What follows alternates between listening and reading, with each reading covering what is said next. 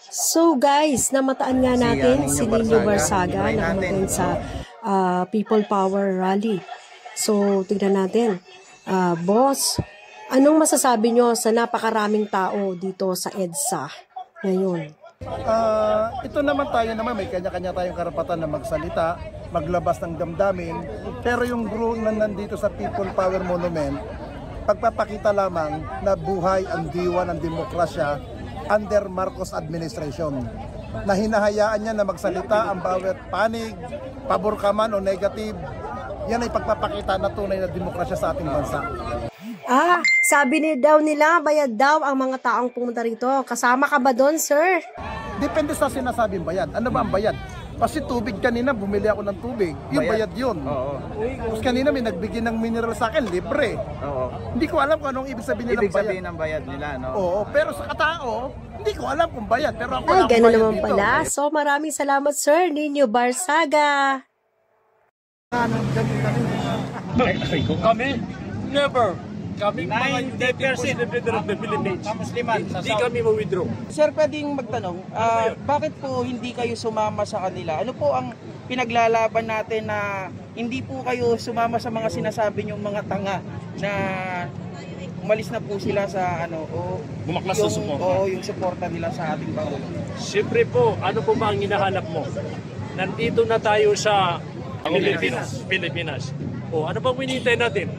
Nandito na yung mga leaders na may malaking pinag-aralan. Nakita na natin ang Pilipinas, umasinso. Huwag nating pakinggan yung mga sinasabi nila. Yung bato nila kay BBM na yung 20 pesos na rice, bakit hindi natupad? Natural, nagkaroon po tayo ng disaster. Isang ba kukunin ng 20 pesos? Walang nagawa ang presidente kasi lahat ng palay sa buong Pilipinas ay nasira po. Yan lang po.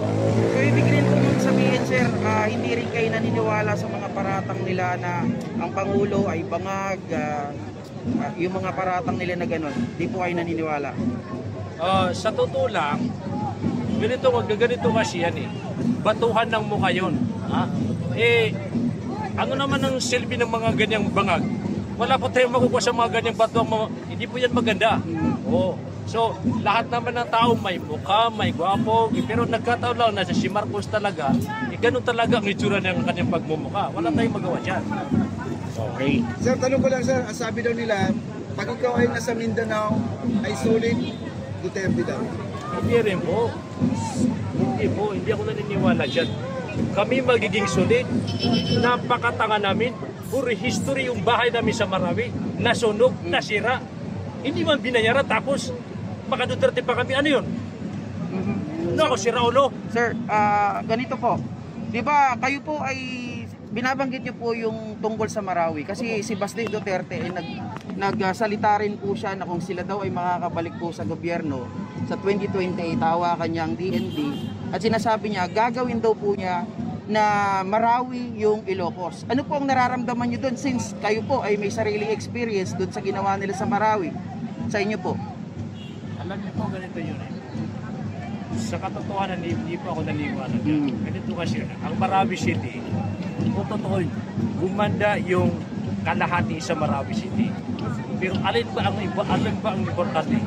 Yung gumanda, yung pahirapan mo yung maraming tao. Alam mo sa totoo lang, noong masira ang Marawi, maraming mga dukha ang yumaman. At maraming mga mayayaman, maraming mga dukha naging mayaman. Ganun lang yung parang nagpalitan. Alam mo, sa nangyari sa Marawi, yung mga taong walang kapira-pira, nagkaroon pa ng mga magagandang bahay. Sila yung nagbigyan ng pagkakataon. Sila yung umani sa sinasabi nilang na pinabibigay nila. Wala po yun. Talaga. So may pros and cons po yun, yung nangyari na yun sa Marawi. Opo. Salamat po. Okay, thank you po. Payag ka daw na may impeach si Sara Duterte. Ay, yan ba? Oo. Ay, bakit hindi?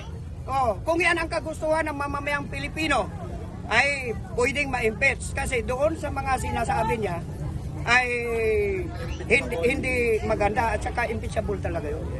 Kaya pasensya kayo ha.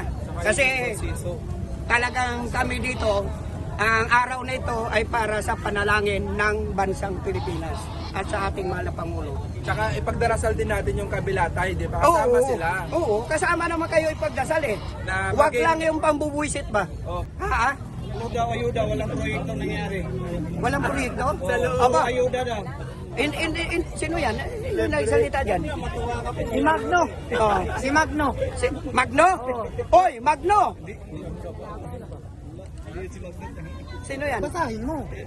Si constitutional rights. Taga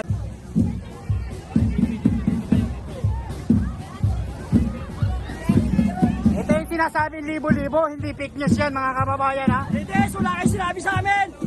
Marcos to! Oh, wala kayong sinabi mga DDSO. Oh. Oh, ayan na mga kababayan. Oh, ang dami na nito. Oh, yun ang sasabi na ano daw, konti lang yan, libo-libo na yan. Oh.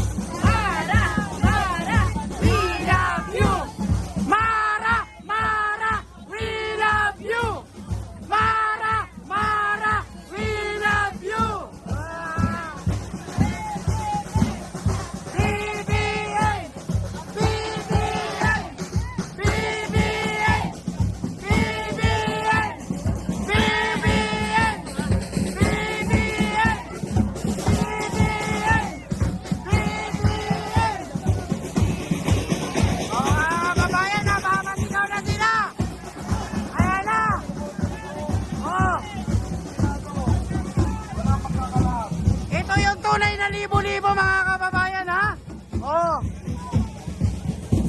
Isang grupo lang po yan, dinaobra yung deficit. Oh, hindi na obra yan. Isang grupo pa lang, dinaobra ang Oh, deficit. ito yung tunay na libo-libo. Yes, ito mga ito, nga hindi bayaran yan. Kita nyo naman, galing triple hunting yung mga yan. Oh. Mga kababayan.